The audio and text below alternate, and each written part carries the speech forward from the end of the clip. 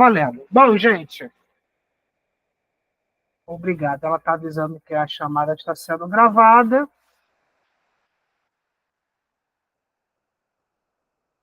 Vou fechar aqui. Vou lá no canal. Aqui é todo um processo, né? E eu vou pegar lá o canal, o próprio canal do YouTube para Até já apareceu poder. notificação aqui. Oi? Apareceu Já notificação apareceu aqui Qual o tipo de notificação? sobre a aula de hoje. Ah, bacana, bacana. Boa, boa. Bom, enquanto eu estou aqui abrindo, que hoje a internet está molenga, a gente vai começar. Bom, na semana passada a gente conseguiu, né, se estender bastante. Falamos um pouco mais sobre o conceito do belo, né? O que era o belo, né, antes de ser propriamente, antes de se tornar uma discussão no campo da estética. Hoje a gente sabe que a filosofia, o que é estética? A estética nada mais é que a filosofia da arte, não é verdade? A estética nada mais é que a filosofia sendo a arte sendo tratada na perspectiva filosófica. Então é isso que a gente vai e a gente vai agora estender um pouquinho mais. Deixa eu pegar o link aqui, gerar link compartilhável para jogar lá no grupo da galera aqui que só pode assistir pelo YouTube. Compartilhando aqui. Tá aqui compartilhando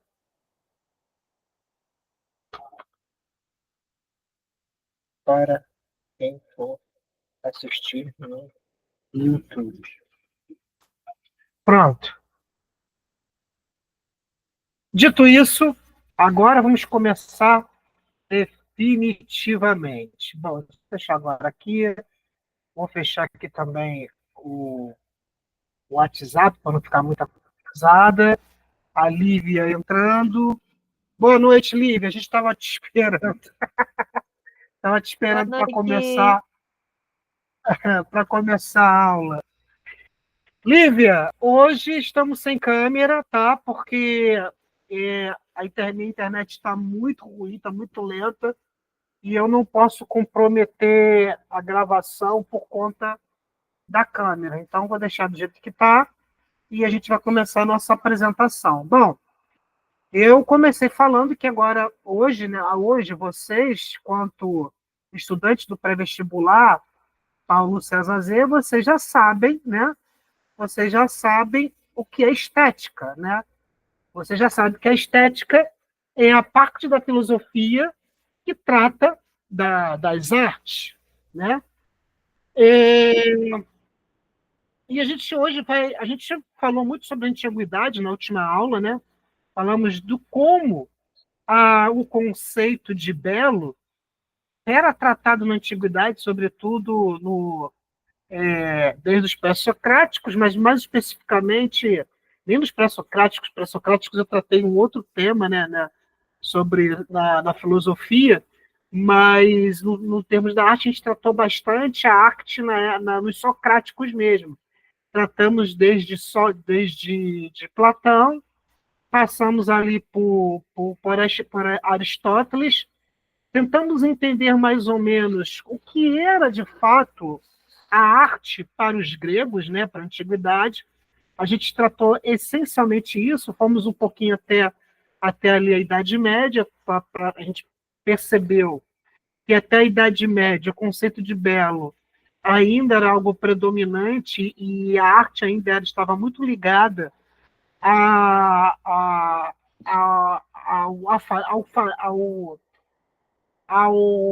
como posso dizer, ao artesanato, né?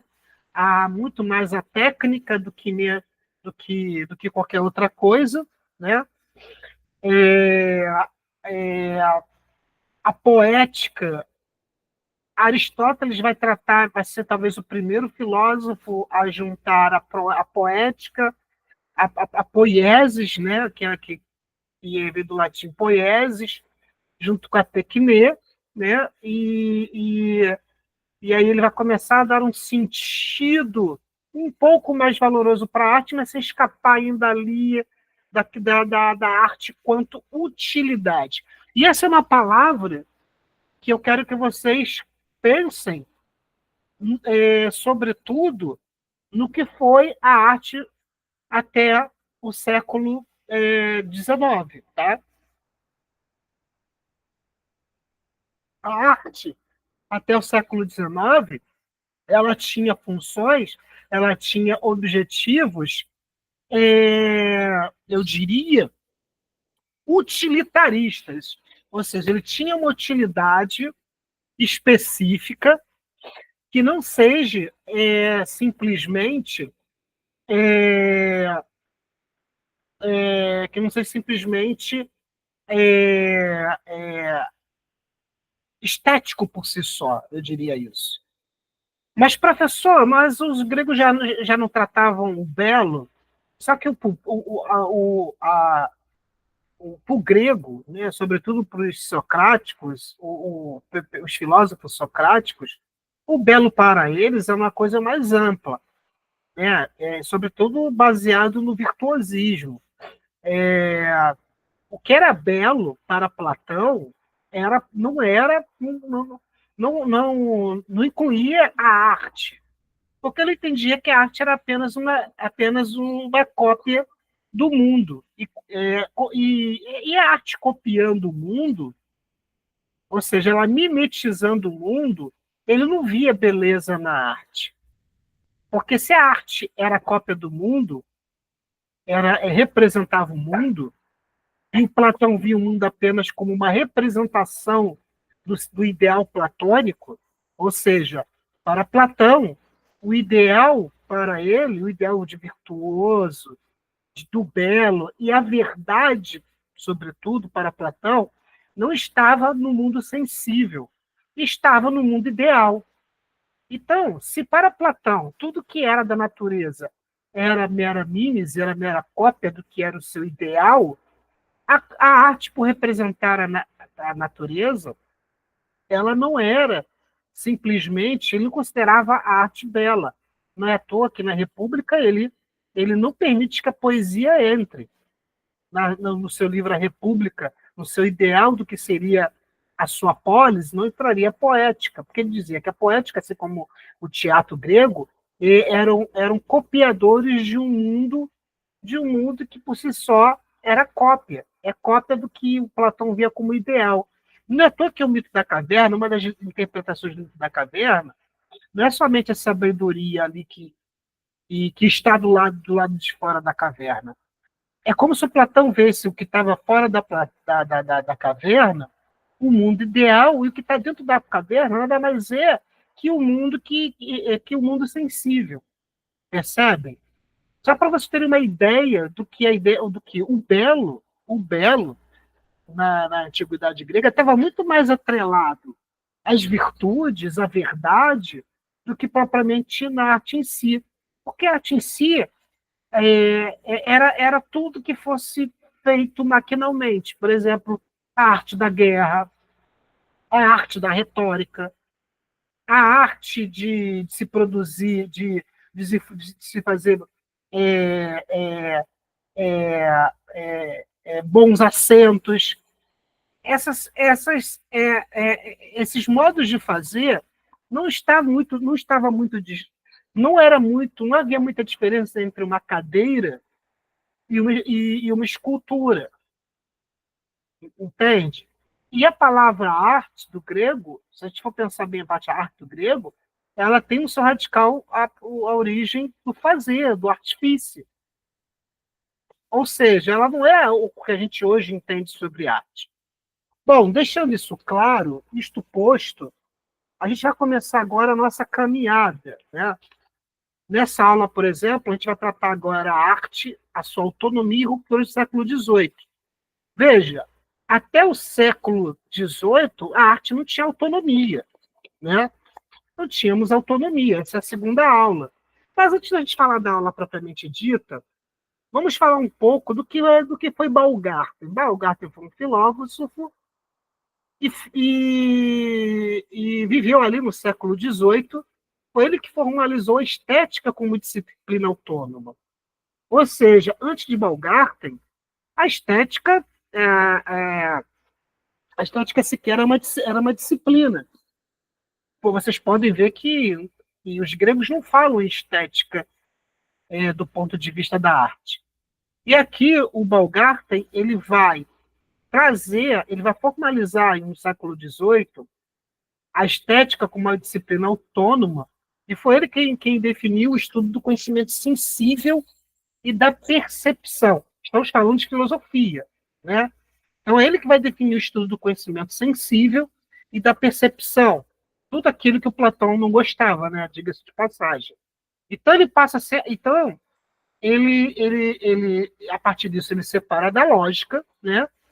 E temos um exemplo, por exemplo, a apreciação de uma pintura ou música que passa a ser vista como um campo de estudo próprio. Veja, é a partir da estética de Baumgarten que a arte, como, por exemplo, as artes como pintura, música, as esculturas, vai ser estudado a partir do que ele vai chamar de disciplina estética. Só que essa disciplina, ele passa a estudar como um filósofo, ele passa a estudar tanto a música como a arte dentro da perspectiva filosófica, porque a estética tá dentro do campo da filosofia, ok? Até aqui tudo bem, gente? Tá tudo ok até aqui? Perfeito. Então, seguindo em frente, é, seguindo em frente, vamos agora chegar no iluminismo, né? Temos o Renascimento e o Iluminismo. Veja, estamos agora chegando no momento da história da arte em que a estética começa a mudar os rumos. Eu diria que a arte começa a mudar os rumos do pensamento estético, né? É no Renascimento que é o distanciamento progressivo da arte, como conhecemos hoje, do artesanato quanto técnica, e a partir disso ela passa a se aproximar do eruditismo, ou seja, do que é erudito, ok? Então, a arte, pela primeira vez, ela começa a ser pensada dentro de um conhecimento intelectual. Então, nós temos a arte que se distancia do artesanato, ela se aproxima ao erudito e ao científico, e a partir daí o artista ele ganha um alto status social, né? E é nesse período que vai surgir o mecenato, que é o patrocínio das grandes obras. Veja, é a partir daí que começa a ter uma mudança na perspectiva do status de arte, né? Tanto do ponto de vista do objeto e do artista, ok? A gente, essas mudanças entre artista e objeto estão constantemente atreladas, ok? Mas, professor, por que a arte se distancia do artesanato? Vamos lá, vamos fazer um exercício aqui, né? A gente começou lá atrás, a gente percebe que desde a antiguidade o artista ele é um artífice, ele é um artesão. Ele constrói barcos da mesma forma que ele poderia construir uma escultura para adoração de um Deus divino, né? De um Deus grego ou de qualquer outra cultura, né? E, mas ele não tem o status do artista, ok? Só que isso se perpetua, como eu falei na última aula, até o Renascimento, em que o artista ele é sempre convocado para produzir obras, mas com quais intuitos? Bom, os pintores eram retratistas. a função dos pintores se eles não estivessem retratando os monarcas, os papas, os nobres, eles estariam retratando passagens da Bíblia, certo? Eles estariam apenas retratando passagens da Bíblia e mudanças de reis, né? Príncipes, nobreza. Ou seja, os pintores sempre estando no papel de retratar. Então, qual o ponto que nós temos aqui? Nós temos aqui ainda o artista preso à representação, ou seja, ele está sempre representando pessoas, status social e representando, sobretudo, poder, né? Pessoas que detêm o poder. Mas, professor, o artista não pintava paisagem? Pintava paisagem. Pintava a natureza morta, até como exercício, né? Então, o artista, e não é só o pintor, mas também o escultor, ele era contratado para fazer escultura. Por exemplo, bispos, padres, reis, mandavam, por exemplo, escultores fazer esculturas sepulcrais. O que eram essas sepulturas? O que eram essas esculturas sepulcrais? Bom, o monarca, o papa, deixava pagar um artista para fazer uma estátua sua, ou uma estátua não, né? Uma escultura, melhor dizendo. Uma escultura sua, como representação sua, para quando ele morresse, ele fosse sepultado e ali ficaria a escultura esculpida à sua imagem e semelhança. Então, veja, o artista sempre nessa função. Se a gente for recuar séculos antes do helenismo grego, né? Se a gente for recuar ainda nas dinastias faraônicas, nós vamos ver também artesãos ou artistas, eu prefiro chamar de artistas. Nós vamos ver artistas, por exemplo, fazendo aquelas pinturas e hieróglifos dentro das pirâmides, nas câmaras funerárias, onde futuramente o faraó vai ser sepultado, né?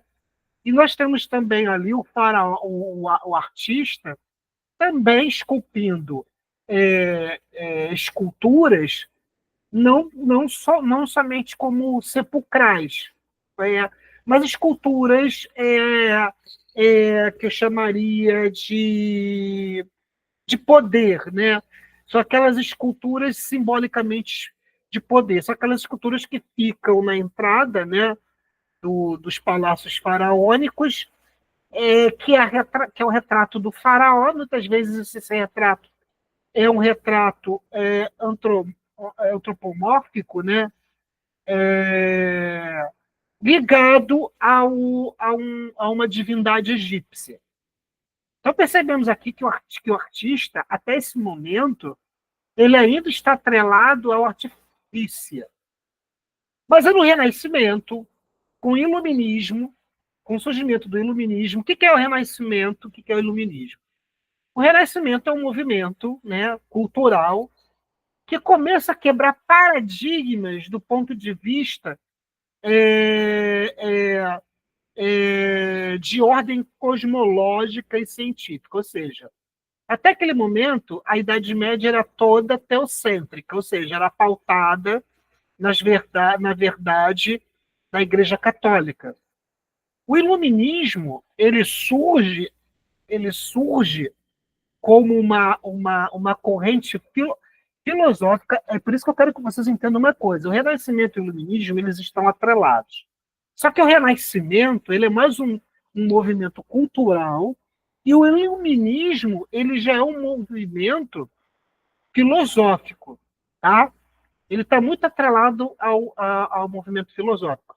Mas o Renascimento, assim como o Iluminismo, tem seus pontos de contato entre cultura e filosofia. Tá?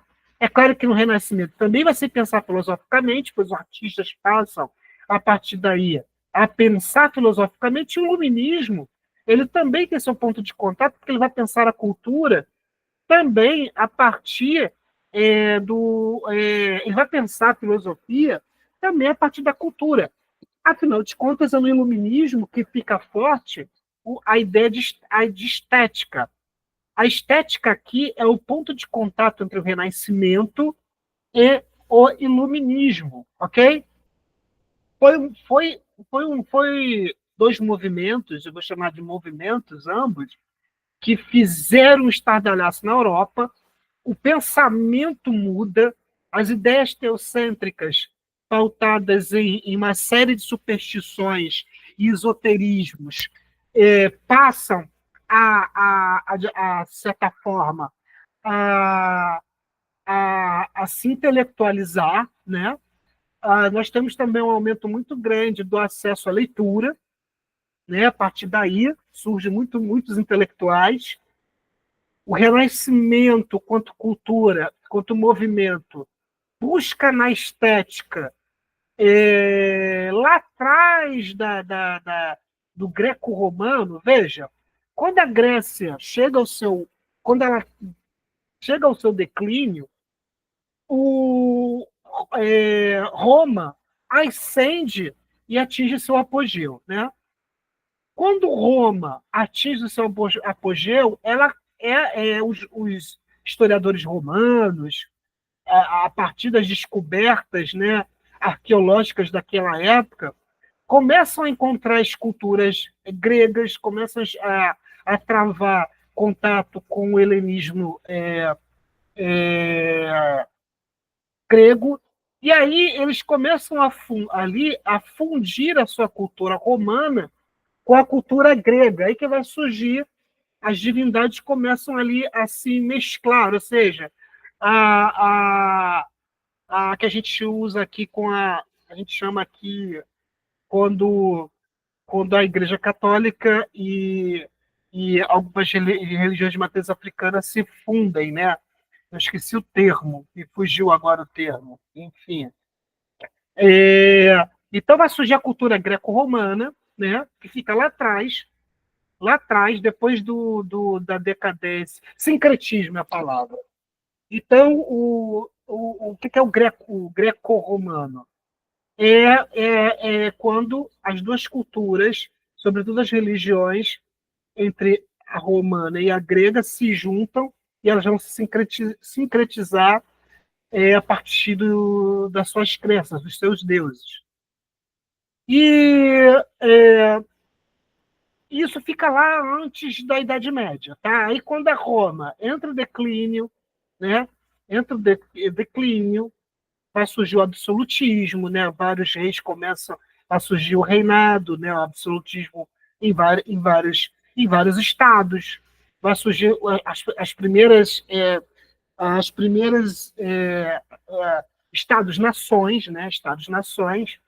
E nesse contexto todo, quando a Idade Média, através do poder do rei e da Igreja Católica, vai reinar ali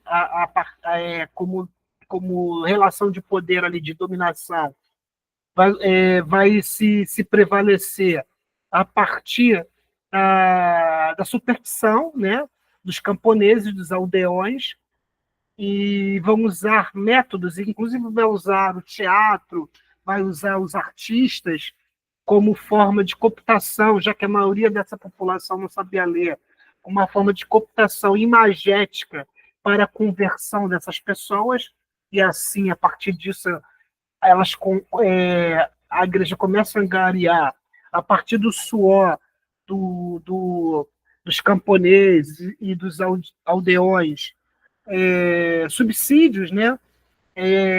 Grana mesmo, em forma de dízimo para as igrejas, também a contribuição também de muitos monarcas que eram também crismados, né, pela Igreja Católica. Então, quando chega-se no Renascimento, quando chega no Iluminismo, todas essas crenças começam a ser questionadas. E o artista do Renascimento, ele mesmo ainda sendo contratado para para produzir imagens para as igrejas, eles usam, eles vão lá na cultura greco-romana e começam a trazer as divindades para produzirem para produzirem para a Igreja Católica. Por isso que nós vemos muitos assim imagens de Jesus Cristo que parecem verdadeiras esculturas gregas, né? Nós temos ali Cristos de olhos verdes, azuis, cabelos loiros, pele branca, e a gente sabe que não é bem por aí, que esse Cristo é apenas uma construção do Renascimento, que naquela época, hoje a gente percebe que isso parece que já reforçou o estereótipo de um Jesus Cristo europeu, mas naquela época, o artista do Renascimento ele fazia isso para contestar a própria Igreja Católica, né? Ele traz ali divindades. O que seria esse Jesus Cristo loiro de olhos azuis? Seria Zeus. Então ele traz essa imagem, né, dos deuses míticos e coloca ali como se fossem representações gregas ou greco-romanas sendo representadas dentro da Igreja Católica. Não sei se eu consegui me fazer entender em relação a isso. Não sei se vocês conseguiram pegar esse entendimento. Mas o artista do renascentista, ele já está ali tentando meio que romper com uma tradição, né? Como se ele pegasse imagens pagãs e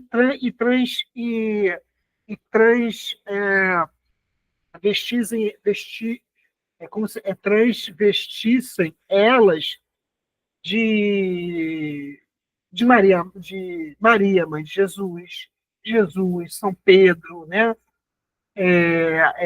Todos os santos católicos, né? Como se você pode ver que até os santos católicos parecem representações gregas também, né? Se você for começar a fazer um estudo da arte icônica renascentista, você pode ver que parece tudo escultura grega, tirado das esculturas gregas.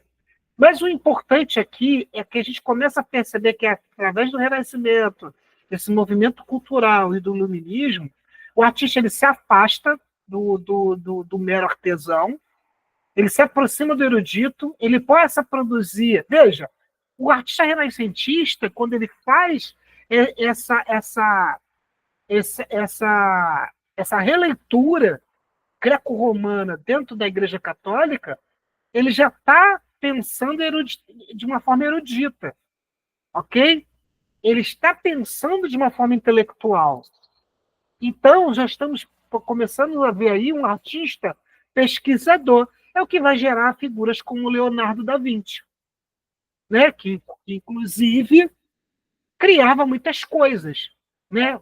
Já criou asa de morcego para ver se as pessoas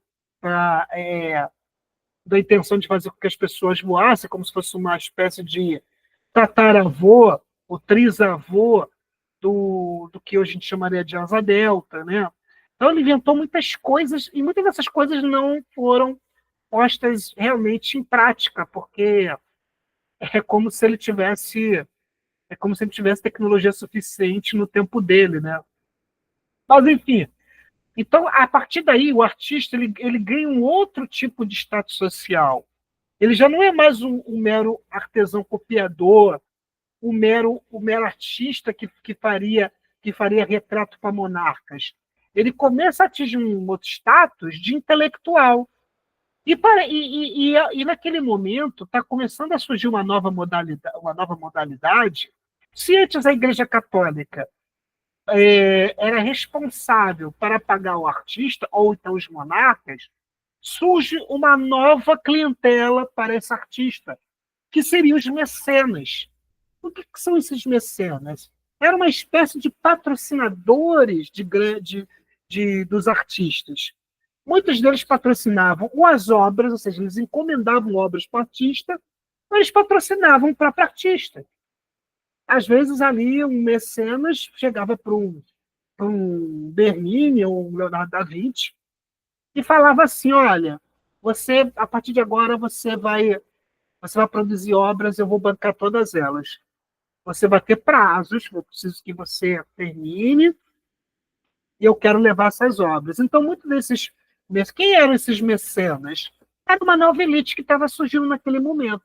Veja, a igreja, quando há essa ruptura do teocentrismo, né, para o iluminismo, ou seja, passa-se a pensar o homem no centro, né, o antropoforbismo, passa-se a pensar o homem no centro de todas as coisas, a igreja começa a enfraquecer.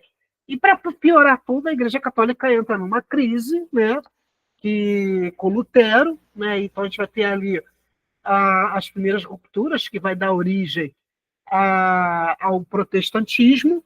Isso tudo vai enfraquecendo a igreja católica. Então esse mecenato era uma elite, eram comerciantes, né? Estava surgindo ali também, os comerciantes estavam começando a surgir também os primeiros banqueiros. Então, essa galera que viria a se tornar futuramente a nova burguesia, ou seja, a burguesia, que vem de Borgos, que eram os Borgos, eram os comerciantes, né, que fizeram dinheiro ali nas costas dos continentes, ali no período do tráfico também de escravos, das de grandes navegações. Essa galera foi enriquecendo e houve um momento que eles não precisavam mais estar a serviço do rei, né? E aí vai culminar aquilo que eu falei para vocês, né? Na Revolução Francesa, que vai mudar toda a história da humanidade, ok? Tá tudo bem até aqui, gente? Alguma dúvida? Tá tudo ok? Bom, então vamos continuar então, né? Então é importante a gente entender que é no século XVIII, né, que teve como início o questionamento da prática utilitarista da arte.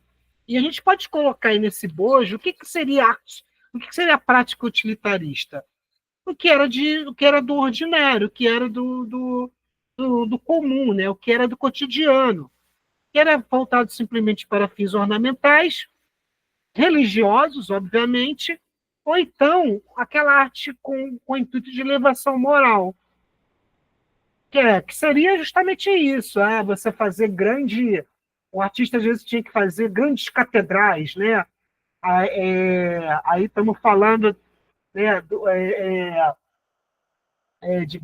artistas que iriam construir grandes igrejas, catedrais, palácios, né? São os artistas arquitetos, né? E no Renascimento, os artistas, os escultores também eram arquitetos, não havia uma noção muito assim nítida do que é arquiteto, do que é escultor ou pintor. Mas, enfim, então nós tínhamos ali, né, então, de elevação moral, teríamos ali aquele arquiteto que produzia grandes dimensões, grandes arquiteturas em prol, né, da igreja ou de um monarca, enfim. Isso tudo vai ser questionado, né? Essa lógica utilitarista vai ser questionada, e a partir disso a arte passa a ter valor em si mesma, e não mais em uma função, né? Uma função do uso como adorno desses edifícios, igrejas, e também na prática espiritual, né? A arte vai se desvincular dessa prática espiritual, né? É, a gente não vai, por exemplo, a gente tinha essa coisa do artista e o cara não é que o cara era artista pelos seus méritos, não, ele era artista porque ele era apenas um instrumento de Deus. Era Deus quem fazia as pinturas, a, a Anunciação, né, Pietà, todas essas obras aí, não era o artista que tinha esse mérito. Quem tinha o mérito era Deus. Era Deus que tocava esses caras, e eles só faziam porque Deus permitia.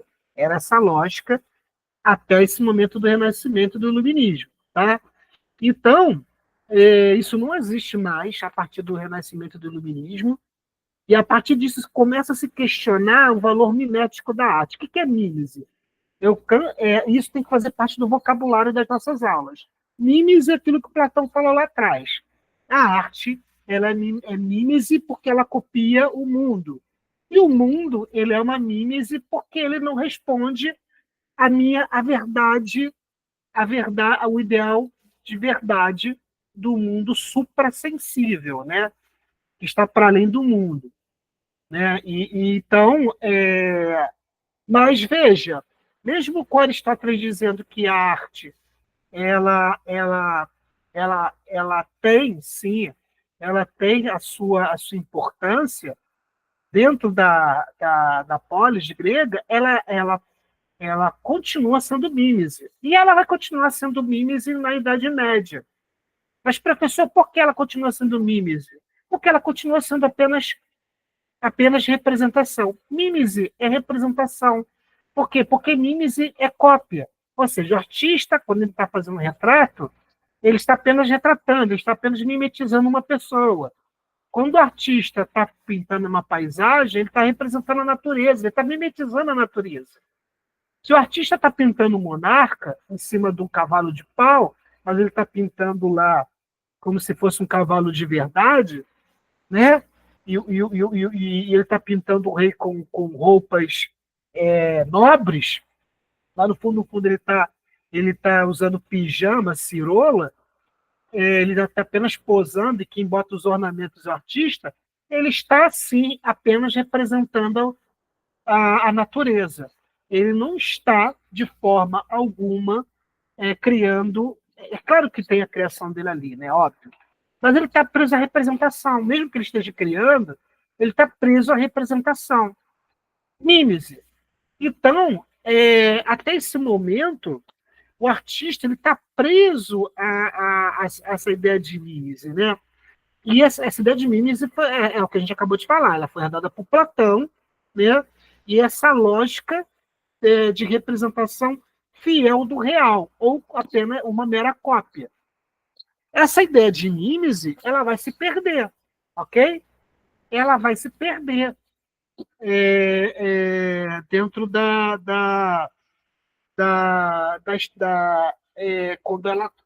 quando chega nesse momento, né, do Renascimento, né, do Iluminismo.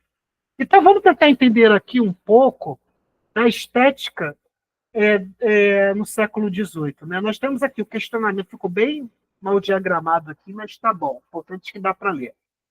Nós temos o questionamento da prática utilitarista da arte, né? É aquilo que eu falei.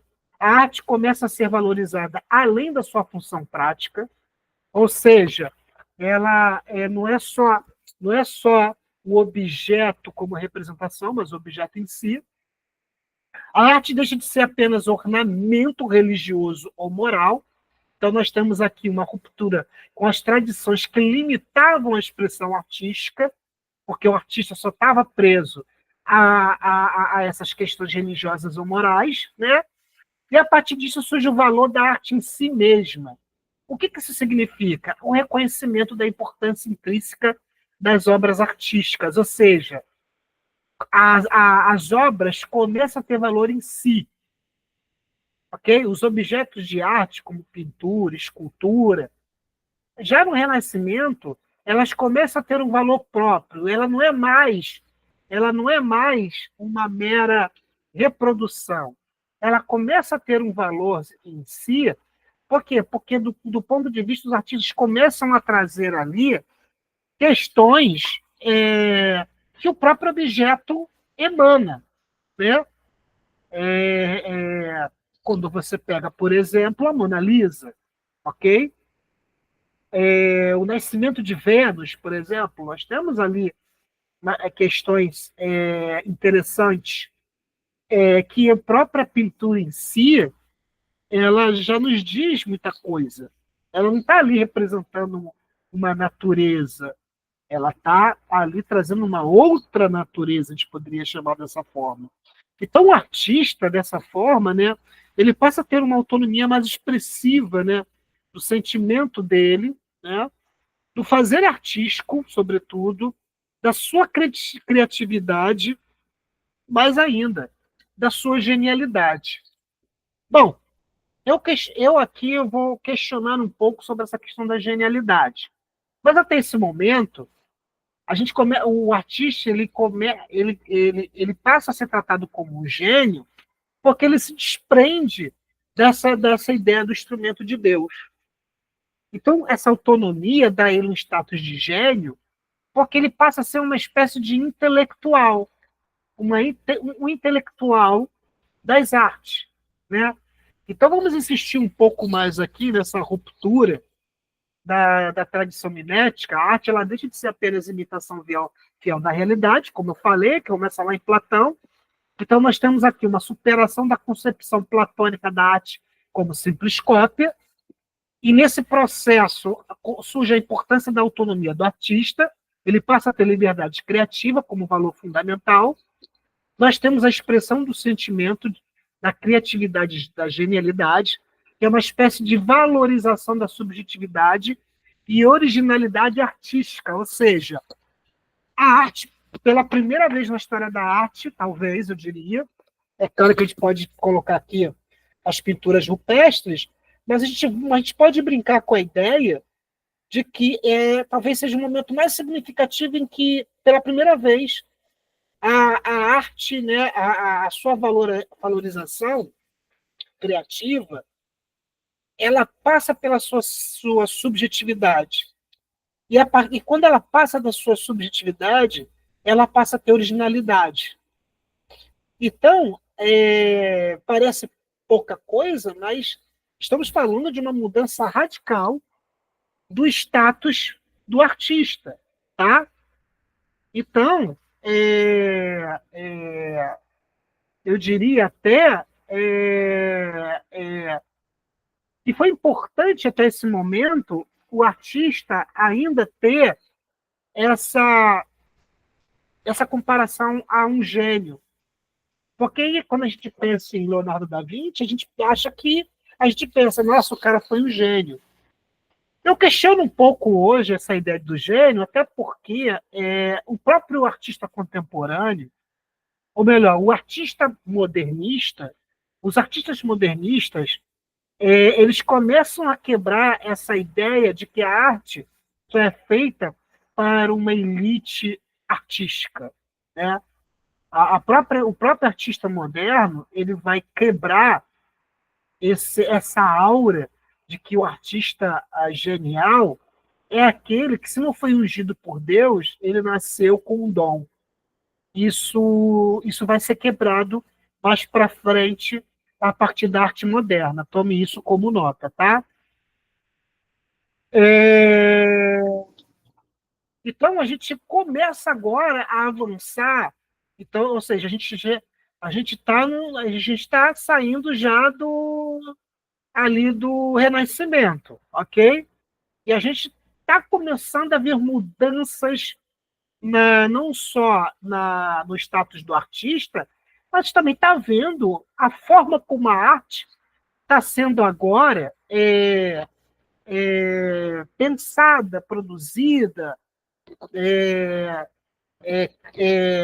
criada, né? Nós temos, então, agora um marco da ruptura de vez com o realismo. Se no Renascimento ainda havia um certo comprometimento com o realismo, ainda que de uma forma bastante subjetiva, em que o artista, como pesquisador, vai lá na cultura greco-romana e vai trazer essas imagens pagãs para dentro da Igreja Católica, nós temos aqui uma ruptura de vez com o realismo, né? Então, nós temos aqui um movimento que ele começa a desafiar as convenções artísticas estabelecidas.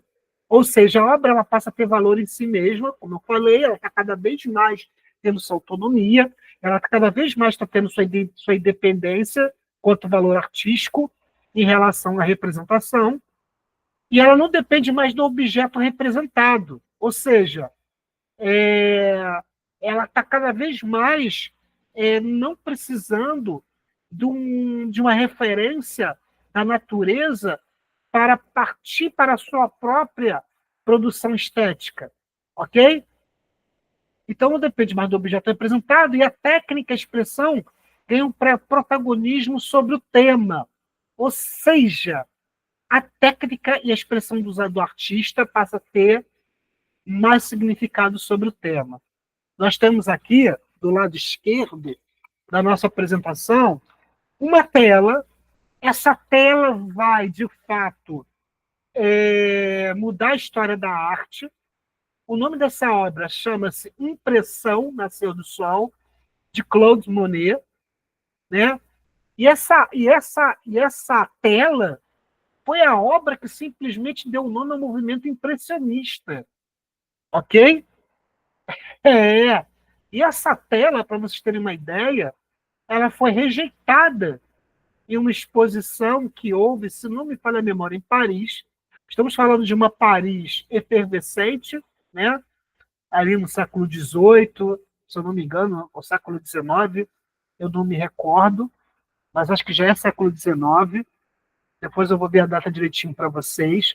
Mas o que importa aqui é entender que nesse período de transição, nós temos aqui um quadro que está totalmente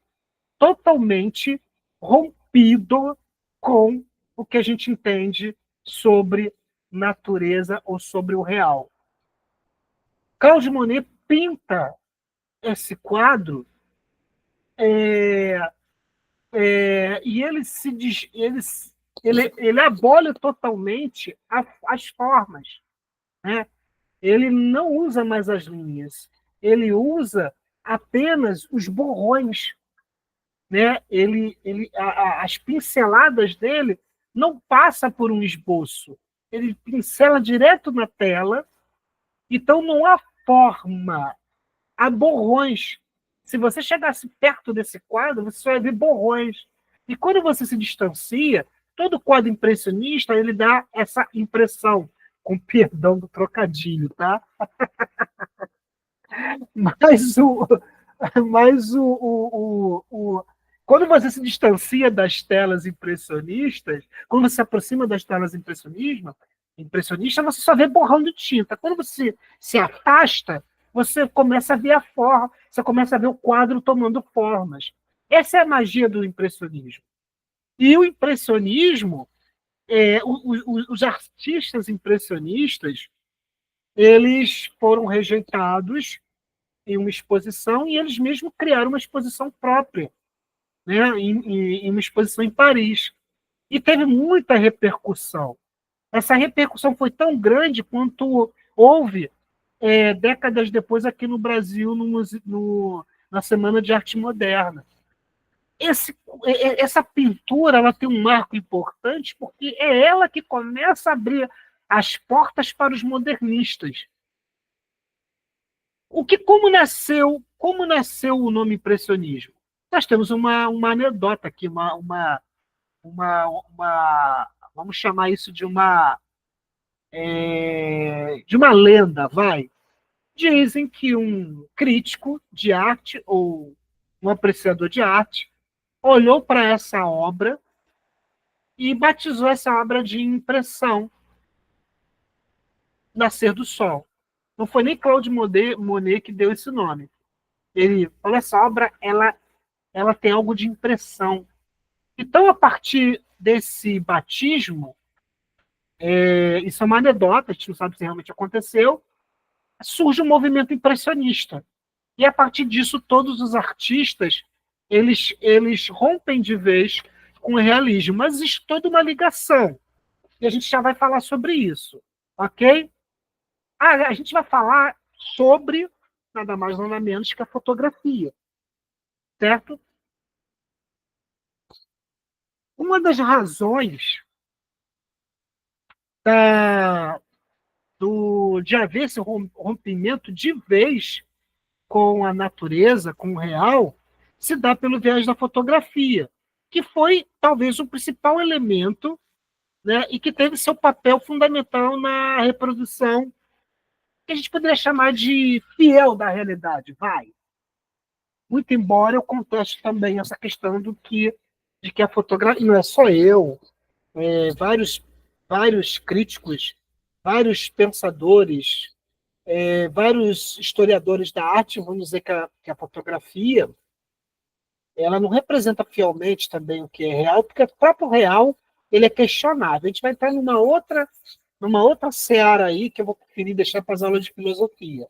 Mas o fato é que a fotografia ela causou, de fato, uma ruptura tão grande quanto. Por quê?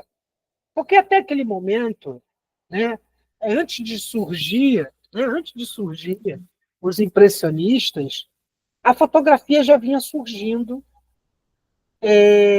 com uma grande ruptura. A fotografia ela começa a substituir os pintores retratistas. Então, os pintores retratistas eles se tornam obsoletos, por quê? Porque a nova elite que estava surgindo, que era a burguesia, eles não precisavam de pintores para retratá-los. A fotografia estava surgindo como substituto. Era mais rápida, apesar de uma fotografia naquela época levar horas para ficar pronta, era mais precisa e ela se aproximava, do real. Mas o curioso nisso tudo é que a fotografia, quando ela surge justamente numa tentativa de aperfeiçoar a própria pintura. Não é à toa que muitos pintores usavam a tal chamada câmara escura. O que era essa câmara escura? Era uma caixa totalmente isolada de luz, em que o pintor colocava uma espécie de lupa, e toda a luz que vinha de fora entrava dentro dessa caixa preta e ela produzia uma luz na qual o pintor iria pegar o que estava lá fora, iria repintar dentro da câmera escura. Era uma espécie de fotografia, de uma protofotografia. E, inclusive, era também o princípio do cinema, porque o cinema também é fotografia. Então, muitos artistas experimentavam técnicas de pintar o real tentando usar a própria luz. Ironicamente, quando surge a fotografia, ela tira praticamente o emprego de todos os retratistas. Dizem até que muitos retratistas passaram dificuldades, alguns até não suportaram, outros até acabaram se adaptando à fotografia. Mas um fato curioso é que a fotografia, ela de certo ponto, gente, ela também ela nasce ali, mas ela foi muito usada por um movimento artístico bastante comum na época, que eram os pictorialistas. Anotem isso. Quem eram os pictorialistas? Eram os artistas que, antes mesmo assim como surge a fotografia, eles se adaptam à fotografia e continuam produzindo. Aí eles começam a brincar, ou como eu coloco brincar aqui, eu estou falando brincar entre aspas, porque brincar e trabalhar dentro do contexto da arte é a mesma coisa. O artista ele começa a brincar com a fotografia, em que ele começa a fotografar como se estivesse pintando. Então, você vai ter ali modelos artísticos posando para os artistas, mas é, é, dentro de um contexto mais, eu diria, mais de um contexto estético. A fotografia pictorialista ela não tinha intenção, o movimento pictorialista ele não tinha intenção de representar ou de registrar ou de retratar nada. Eles estavam criando, a partir dali, novas linguagens estéticas. E são cada fotografia assim, foda, gente. Foda. Do caralho. Boa noite, Jael. Tudo bem? Tudo bem, professor? Tranquilão? E aí, é, a gente começa então a ver essa fotografia, né, com uma reprodução fiel da realidade. Volto a frisar aqui essa questão da fotografia. Ela é, ela é bastante questionável sobre ela aqui ela reproduzir a realidade, tá? O Israel é fotógrafo, o professor Israel é fotógrafo, ele vai entender o que eu estou falando. Então, assim, eu só estou aqui seguindo aqui que naquele momento a fotografia ela surge como reprodução fiel da realidade, então, ou seja, a fotografia ela assume o papel de documentar com precisão o mundo visível. Estou colocando aqui muitas aspas, tá? E isso passa a ser um desafio à pintura tradicional, porque os artistas precisam repensar o propósito da pintura diante da nova tecnologia, né? Cara, se existe a fotografia que já está representando, mesmo que de uma forma bastante real, como eu vou aqui, como agora eu vou repensar a minha pintura, né? E aí, ela passa a ser a catalisadora de novas linguagens artísticas, né? Ou seja, ela impulsiona o desenvolvimento dos estilos não representacionais na arte. Ou seja, a gente está falando da pintura, tá? Ou seja, a pintura ela passa a ser uma catalisadora de novas linguagens artísticas e ela passa a impulsionar o desenvolvimento de estilos não representacionais na arte. O que isso significa? Que a pintura ela se desvincula desse compromisso de reproduzir o mundo visível e passa a experimentar outros caminhos. Caminhos são esses o impressionismo e também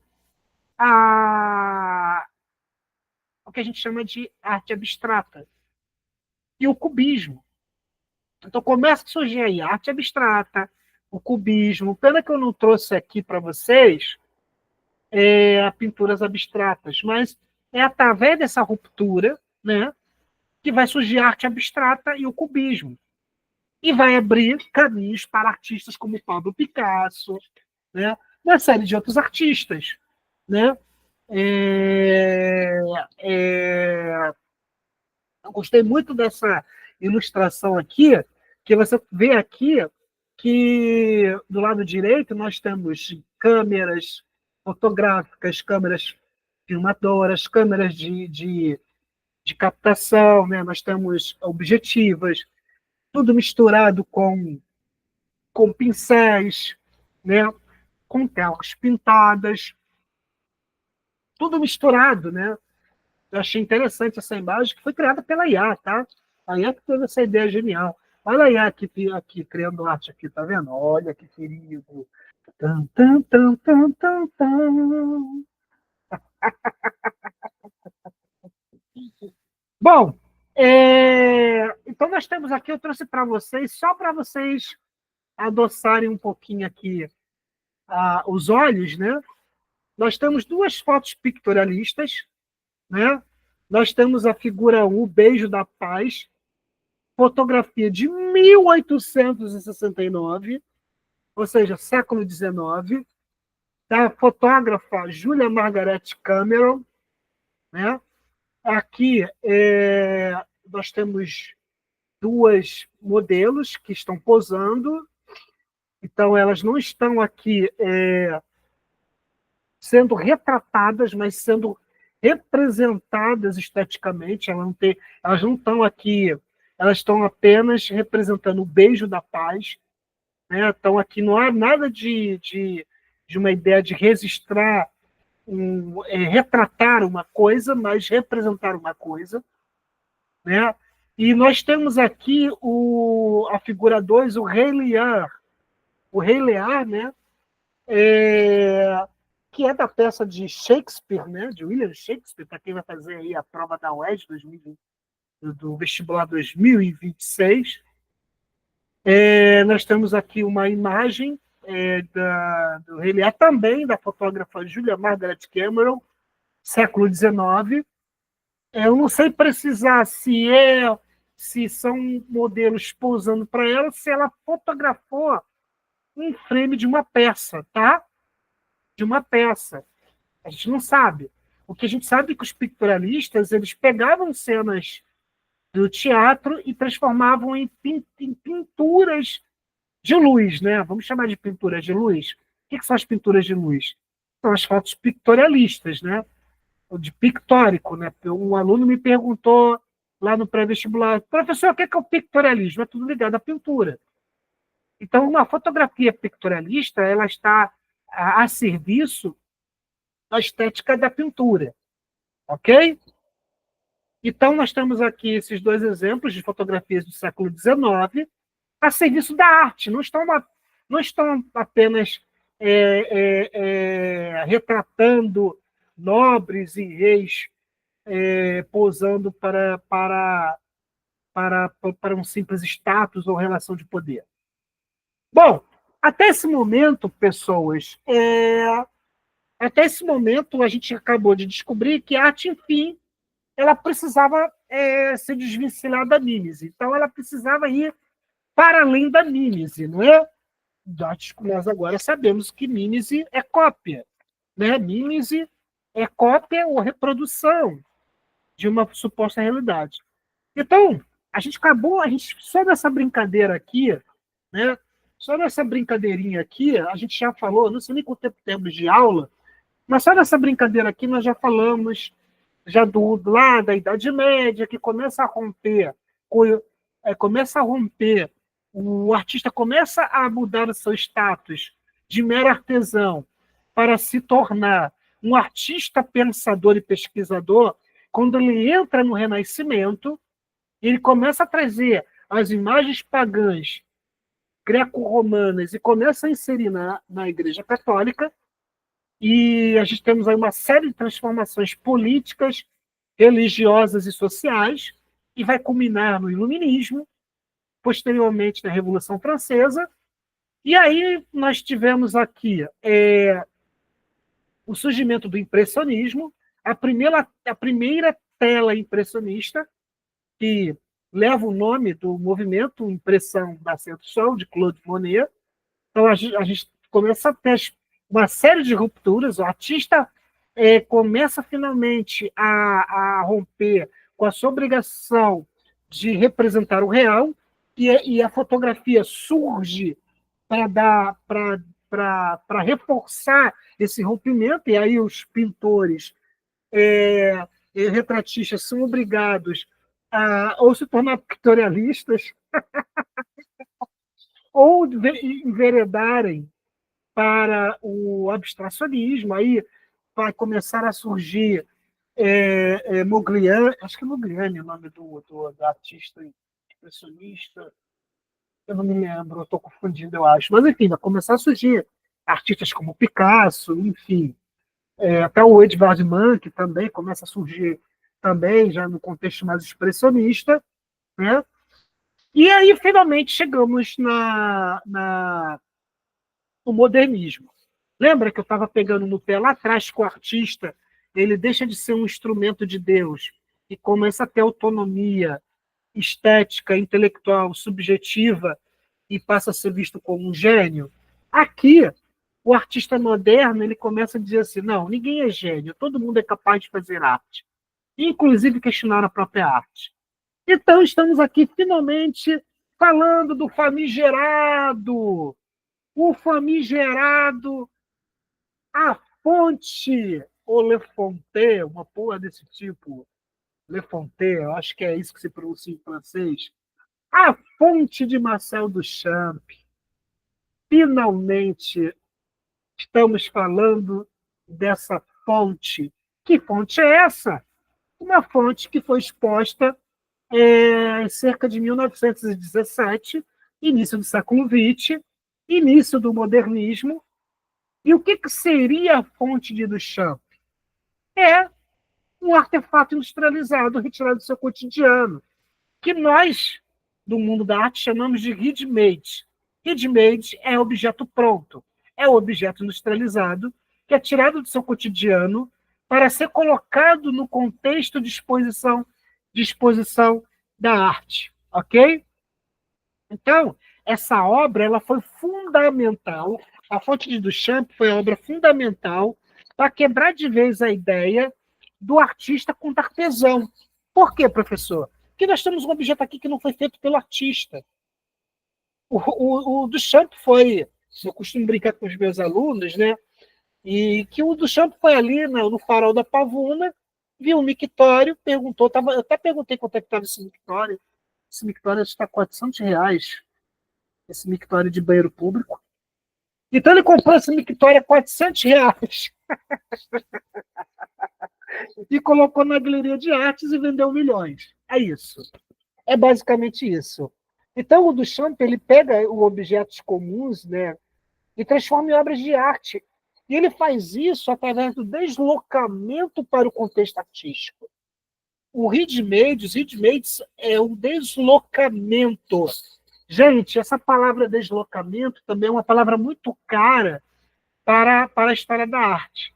Quando você pega uma fotografia jornalística, e não é o caso dessas aqui, mas quando você pega uma fotografia de um jornal, de jornalística, por exemplo, uma fotografia. Vocês têm aquela. Lembra daquela fotografia de uma vietnamita que ela está correndo com a pele queimando e atrás várias bombas de napalm explodindo e é uma criança chorando? Essa fotografia ela é iconográfica, né, no fotojornalismo. Essa fotografia ela se torna ela começa com uma função jornalística, depois ela ganha função histórica, porque ela retrata o momento da nossa história, mas ela também ganha um peso estético. Por quê? Porque pela carga dramática que essa fotografia traz. Então, ela também pode ser deslocada para dentro da exposição de arte. É por isso que nós vemos muitas fotografias do recém-falecido Sebastião Salgado, em que ele, muitas vezes, tira a fotografia no contexto de guerra, de êxodo, de sofrimento, e muitas vezes também de um contexto do cotidiano, né? De outras culturas, sobretudo das culturas ameríndias, das culturas de etnias indígenas. E quando essas fotografias, que teriam ali uma função inicial de registro, de publicação jornalística, ou simplesmente de mero retratismo, quando ela entra na galeria, ela tem um peso estético muito grande. Aí vai entrar as composições de luz, de forma, né?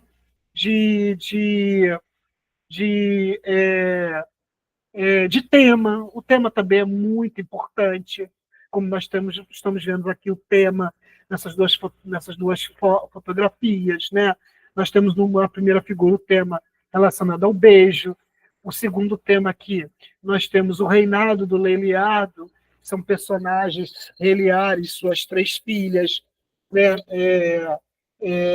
Que é uma figura imaginária, né? É uma figura literária da dramaturgia de William Shakespeare. Então, peguemos, por exemplo, essa fotografia aqui do Rei Lear. Vamos supor que essa seja uma peça de teatro que a Margaret tirou de uma peça de teatro. Quando ele pega essa fotografia e traz para dentro da galeria, ele batiza essa fotografia de Rei Lear, destinou seu reino para suas 3 filhas, ela está fazendo deslocamento. É o mesmo deslocamento que o Duchamp faz com o mictório. Esse deslocamento ele tem como base o conceito. Professor, por que o conceito? Porque quando você desloca um objeto para dentro do que a gente chama de cubo branco, que são as 4 paredes de uma exposição, você está trazendo aqui, você está trazendo conceitos, novos conceitos para a arte. Inclusive, a própria questão sobre o que é o objeto de arte. Será que o objeto de arte, de fato, é o que passa pela mão do artista? Ou será que é apenas uma ideia? Ou será que é apenas ou será que apenas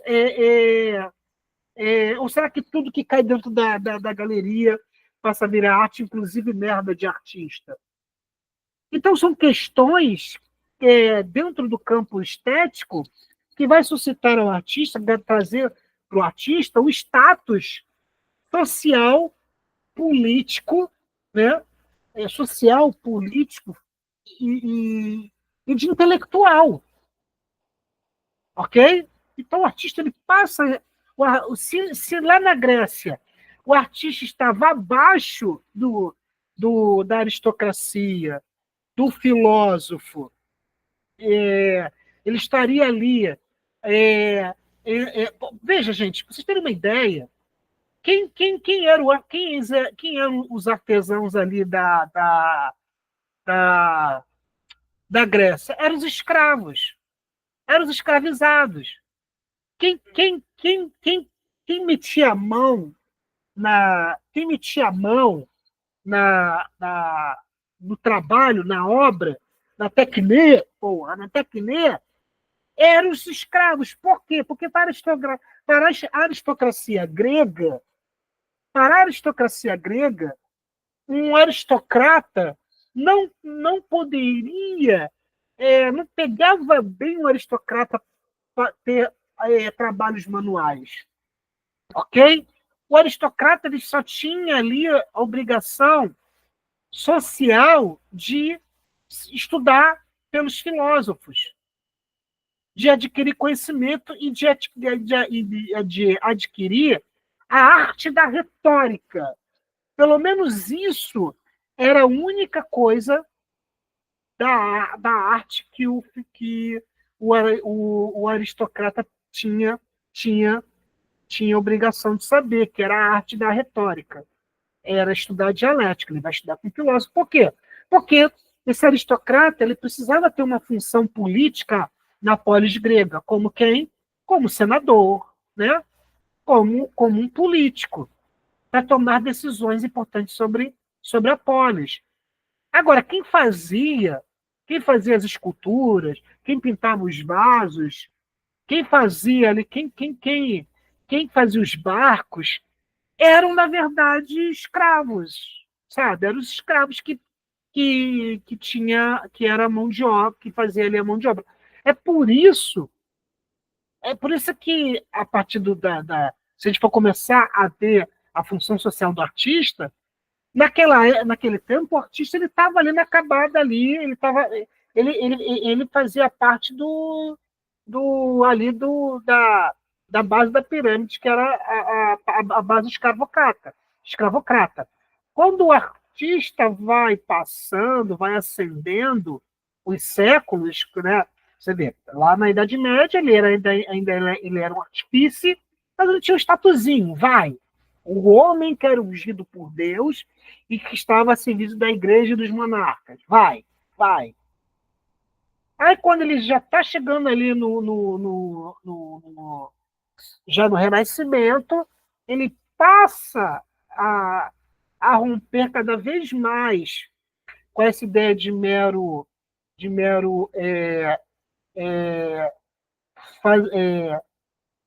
mímese, né? Reprodutor da realidade, da natureza, e passa a pensar a arte. O que ele vai fazer? Ele vai lá no greco-romano e vai pegar o que para a Igreja Católica aquelas imagens eram pagãs e vai trazer e vai confrontar e ganhando dinheiro ainda em cima da igreja com essas imagens, ok? Claro, a gente entende. Às vezes as pessoas falam, mas o Renascimento... Eu acho isso também um pouco falta de entendimento, né? Muitas pessoas vão falar que o Renascimento contribuiu para a cultura eurocêntrica no Ocidente, né? Mas, gente, não foi o Renascimento. O Renascimento estava criando uma ruptura, né? O que se faz depois disso é que a gente começa a associar Jesus Cristo com essa imagem do Jesus grego, de Zeus. Mas isso não foi papel do Renascimento. Foi da própria Igreja Católica, que vai usar, se aproveitando dessa ideia do artista, ele vai pegar e vai falar, agora então vamos fazer o seguinte, foi até melhor isso ter acontecido, que a gente agora vai tratar Deus com essa imagem mais grega. Porque essa imagem mais grega, ela, de uma certa forma, é mais palatável para o Ocidente. Então, inclusive, essa imagem do Deus grego, do Deus cristão grego, ele vai, inclusive, confrontar outras religiões, né? Sobretudo nas navegações. Eles vão chegar com Jesus Cristo greco-romano, e vai dizer, olha, tá vendo essa imagem? Ela é uma imagem de pureza, vocês não são puros. Então eles vão usar uma série de discursos que vai se apropriar da estética do Renascimento para reforçar essa ideia eurocêntrica no contexto ocidental, ok? Mas aqui, no caso Lembra que eu falei que aí, quando chega no Renascimento, o artista ele já é mais visto como um gênio, não mais como um ungido de Deus? Aqui, o artista modernista ele vai romper de vez com essa ideia do gênio. Ele vai dizer, não, nem isso. O artista não é gênio porra nenhuma. Qualquer um pode ser artista. Né? E aí, mas o Duchamp ele radicaliza de vez, né? E a gente passa a se perguntar por que o urinol no museu é arte e no banheiro não é? Essa é uma pergunta que eu vou fazer para vocês. Né? Esse questionamento ele é fundamental para a gente, porque ela, de uma certa forma, ela desafia a nossa compreensão sobre o que constitui uma obra de arte. Ok? O que constitui uma obra de arte? Porque é difícil, parece que parece que o urinol, né? Por que o urinol, né? Quando ele está no banho de uma rodoviária, ele é apenas mais um urinol, mas quando ele está no contexto da galeria, ele é uma obra de arte. Parece simples a gente pensar, né? Parece muito simples a gente a gente entender isso, mas não é. A gente está entrando aqui numa nova seara que é nada mais nada menos que a desmaterialização da obra de arte. Anotem isso, eu já vim falando isso já há um bom tempo. A desmaterialização da obra de arte começa a partir do urinol de Duchamp. E eu sei que é difícil de entender isso, porque até hoje eu também tento entender isso, e é claro que eu estou eu entendo muito mais do que eu entendi quando eu estava na faculdade, por exemplo. Mas não é simples, como eu falei para vocês, que quando a gente estuda estética, não vai ser com 2, 3 aulinhas que a gente vai conseguir entender estética, é porque eu tive no mínimo 4 períodos para poder estudar, para concluir minha formação em estética. 4 períodos. E o conceito de desmaterialização da obra de arte eu tive que ir em várias fontes. Inclusive uma delas que eu canso de falar aqui, que é a reprodutibilidade técnica do Walter Benjamin. Que até hoje eu volto para ler esse bendito texto. E não é um livro, tá, gente? É um texto mesmo. É um livro que eu vou passar a vida toda ali. Toda vez que eu leio ele, eu vou aprendendo mais. Então, a desmaterialização da obra de arte, ela começa a partir de que sentido? Quando o artista, como o Duchamp, começa a excluir o fazer artístico pelas mãos e começa através do deslocamento do objeto de arte, desenvolver o conceito da obra de arte. Então, esse conceito da obra de arte passa pela desmaterialização, porque ela passa primeiramente pelo deslocamento do objeto.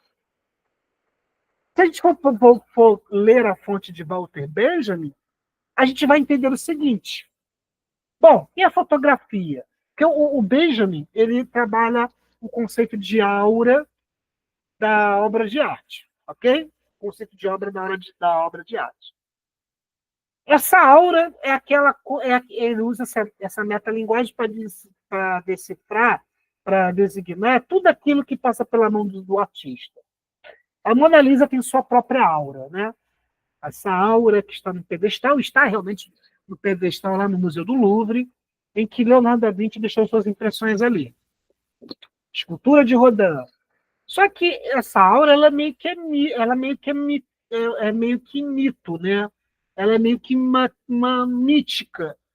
Porque se você for lá na Idade Média, você vai começar a ver também, por exemplo, a escultura era feita por várias mãos e o mestre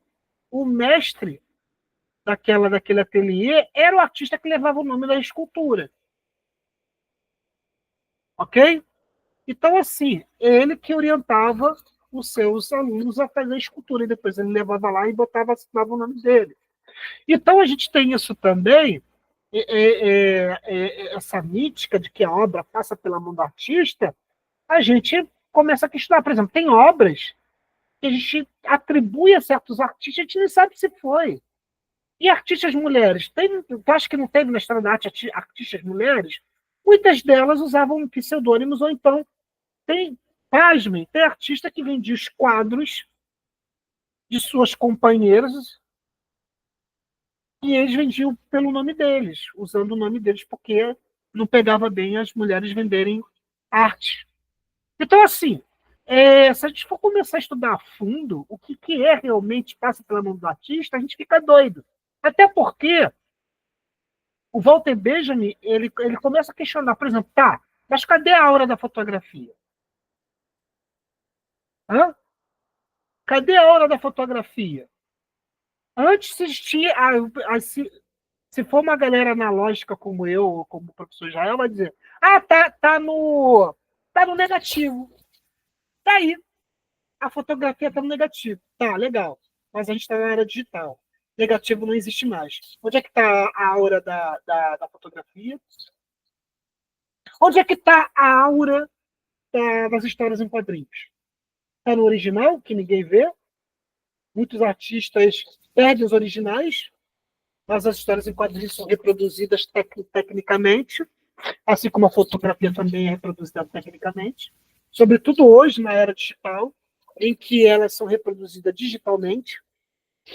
E aí? Onde é que está a aura? Onde é que está a aura do urinol? Do urinol, da fonte do chá? Está onde? Não está no objeto. Então a aura, para o Benjamin, ele está brincando. E olha que eu já vi isso no YouTube, muita gente falando de uma forma equivocada sobre o conceito de aura no Walter Benjamin. Muita gente falando um monte de besteira.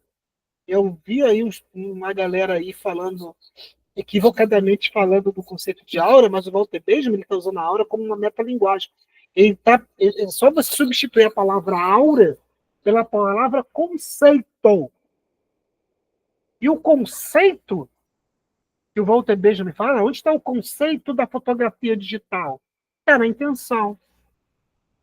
Onde está então, vamos tirar a aura do mictório do Walter Benjamin. Walter Benjamin. Do Marcel Duchamp, porra! Onde tá a aura do Marcel Duchamp, do mictório do Marcel Duchamp? A La Fontaine. Tá onde? Tá no conceito. Onde tá a aura da Capitando Névoa da Brigitte Baldar? Tá no conceito. Ou seja, a aura ela se expande. A aura não está mais no objeto em si. Ela se expande. Para o Israel, que é fotógrafo, tem um livro muito bom chamado A Câmara Clara, do Roland Barthes, que é muito bom, que ele vai trabalhar a fotografia através do conceito. Então, ele vai trabalhar ali onde está esse conceito da fotografia. Então, ele vai falar do conceito lá técnico, punk, que acho que é o nome, né? É a expressão que ele usa para captar um determinado ponto da fotografia que vai estar carregado de significado para toda a fotografia. Mas, enfim, a questão toda aqui é a gente tentar entender que, com a desmaterialização da obra de arte no modernismo, o status do artista muda completamente. Ele continua sendo artista, ele continua sendo artista, mas ele não é esse gênio, ele não é Ele não é um mero artesão, mas ele é um intelectual, ele é um intelectual, ele propõe conceitos, ele traz questões políticas, sociais e políticas, e para dentro da sua obra, sobretudo a arte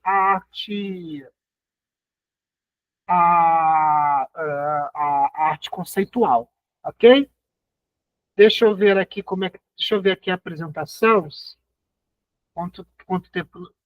Ih, temos, já estou quase fechando aqui. Vamos para a apresentação. Eu vou logo fechar logo essa ideia, para a gente, já são 9h17, para a gente pelo menos fechar essa aula aqui. De repente, semana que vem, eu vim só com filosofia. Pois bem, vamos lá. Então, essa é a forma radical, né, de questionar intrinsecamente a obra de arte, né? É a partir da subjetividade do artista. E é nesse ponto que Marcel Duchamp ele tensiona o objeto de arte até o seu limite. E assim, gente, fica apenas a pergunta. Volto a repetir. Qual é o limite do objeto de arte? Vai anotando essa pergunta. Qual é o limite do objeto de arte? Certo? Então, assim, a obra de arte, ela não perdeu completamente a sua função mimética, tá, gente? Não é que ela se desvencilhou totalmente do conceito de mimesis, mas ela simplesmente ela amplia o seu conceito, ok? Então, recapitulando aqui, esse limite do objeto de arte, o Duchamp ele vai tensionar até o seu extremo, né? E aqui a gente vai ficar com essa pergunta: o que define realmente uma obra de arte? É uma pergunta muito boa para a gente, né? E qual é o limite da arte? Eu vou pegar essas perguntas todas aí, eu vou dar uma aula só de debate para a gente. Eu vou trazer essas perguntas, a gente vai ficar debatendo só para saber se vocês pegaram a visão. E qual é o limite da arte? Não é isso? Então, ao questionar essas fronteiras da arte, o Duchamp ele abre um caminho para movimentos artísticos contemporâneos, ou seja, a arte de hoje, que continua expandindo as suas definições. Gente, a palavra também campo ampliado, ela também é usada muito no conceito de arte. Esse conceito, esse campo ampliado é justamente quando a arte ela se expande até o ponto de, de tensionar os próprios limites do objeto de arte, ok? E com isso é tão interessante que é a partir disso que a arte ela perde a sua função exclusivista, né, de expressar a beleza, né, tendo em vista que muitas obras sequer são consideradas belas. É por isso que eu fiz aquela brincadeira de que existem obras feias na última aula. Então, a gente não está mais tratando aqui de que a arte tá presa ao conceito do belo. Não está mais. Há muito tempo não estava mais, tá? Esse conceito do belo, ele é apenas um conceito romântico sobre a arte, tá? Então, essa ideia de arte exclusivista, ela perde sua força, tá?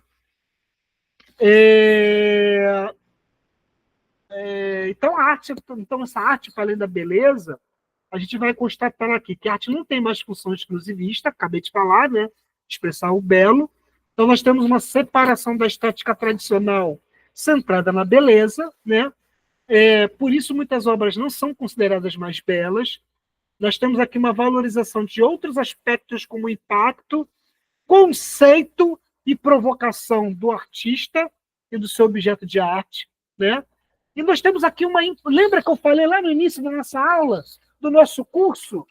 Nós temos aqui a importância da análise crítica e histórica, ou seja, de uma compreensão contextualizada das obras e dos movimentos artísticos.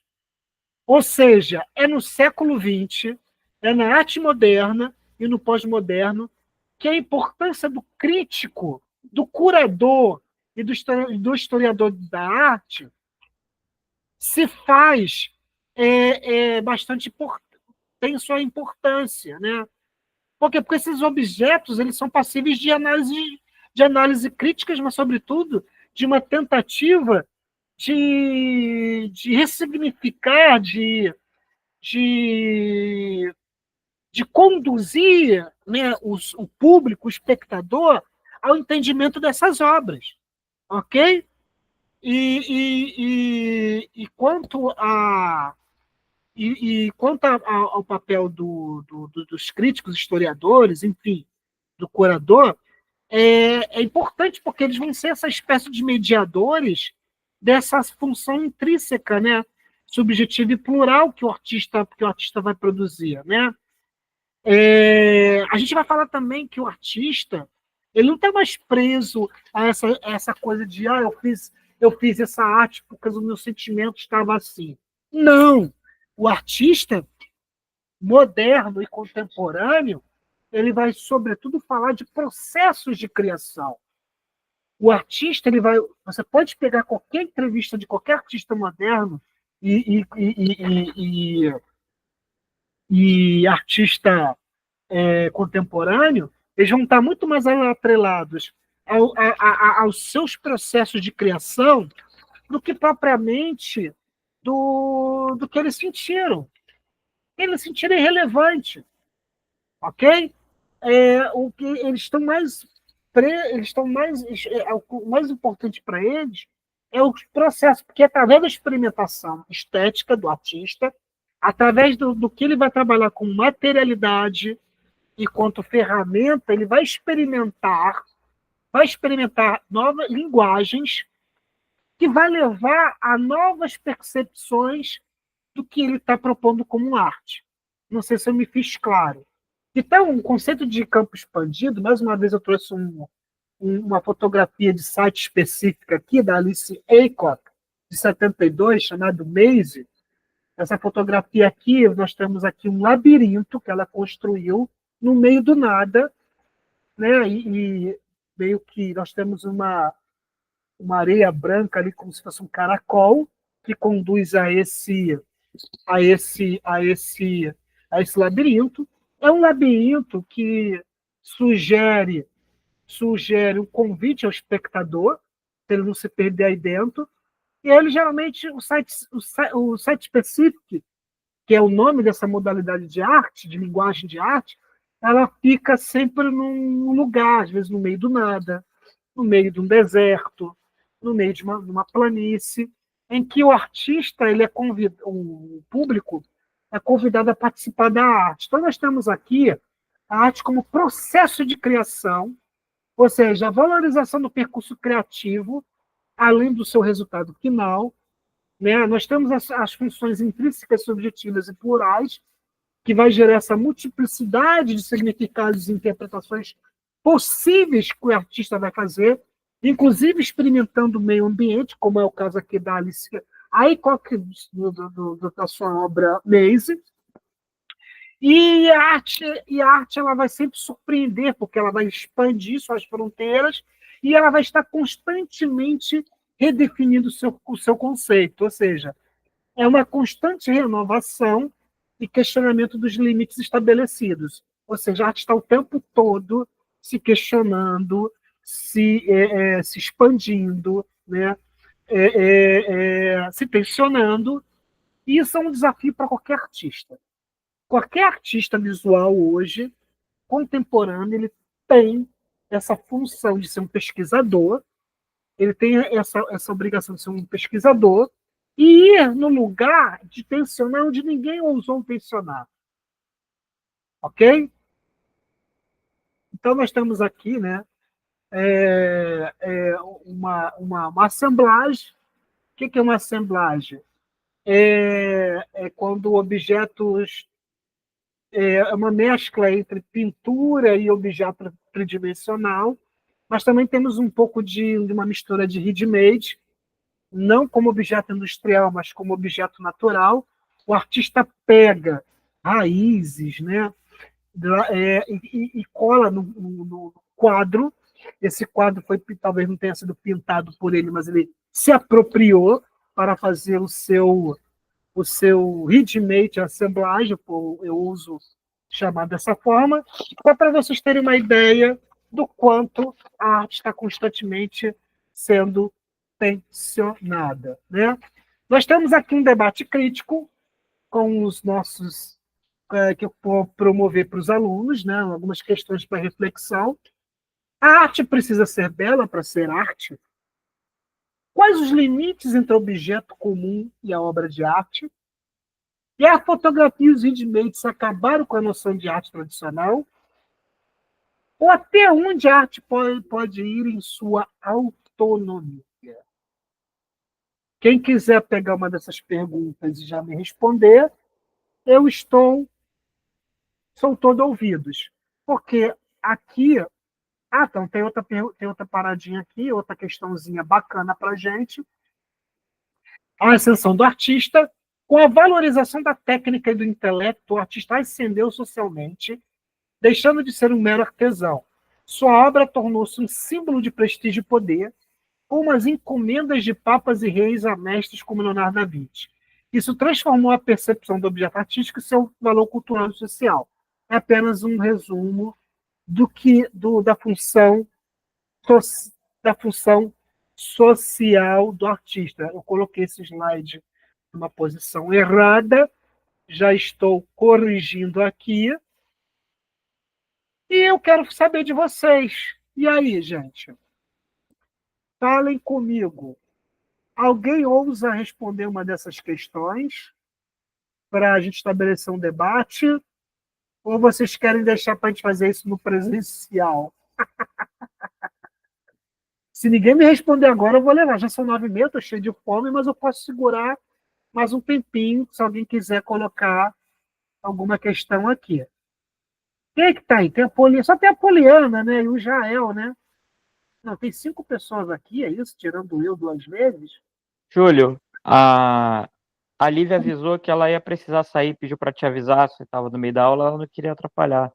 Ela Tá precisou ótimo, sair, tá tá? ótimo, já. Valeu, prof. Valeu. Então é isso, gente. Eu vou parar a apresentação. Só tem a Poli como aluna, você como professor. E é isso, eu vou encerrar por aqui. E aí, quer colocar alguma coisa, já? Quer colocar alguma coisa, Poliana? Falem comigo. Não me Eu escondam colocar nada. o debate pode Oi? ser para aula presencial mesmo. Prefiro aula presencial. Tá bom, até porque vai ter mais alunos.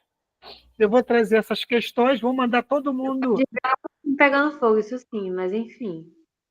Como é que é? Eu gosto de ver o parquinho pegando fogo, mas enfim.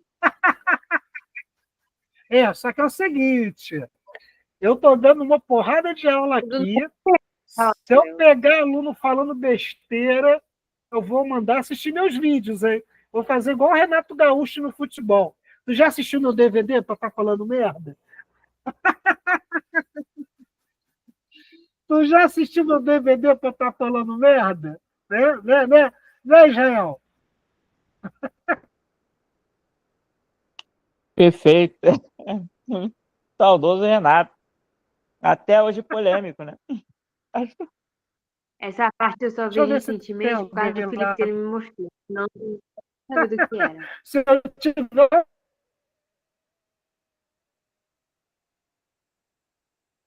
algum aluno no dia da aula, no dia do debate, falar besteira, meu filho, oi, como é que é?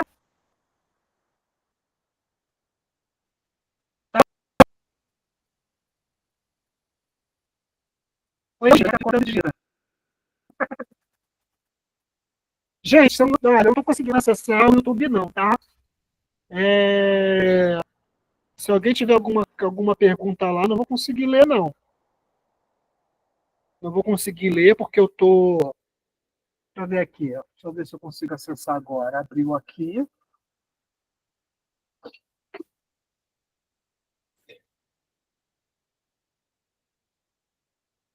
Deixa eu ver aqui se tem alguém. Deixa eu ver se tem alguém aqui na live do YouTube. Às vezes pode ter alguém lá. Nossa, eco aqui, mas eu vou botar. Pera aí.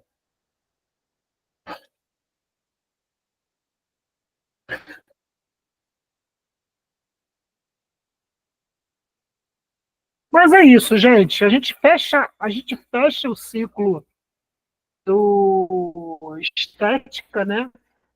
A gente fecha aqui a aula sobre estética. Talvez eu não precise mais me aprofundar. Eu acho que as aulas que eu dei até agora já são suficientes. Acho que eu posso dar como aula dada, certo?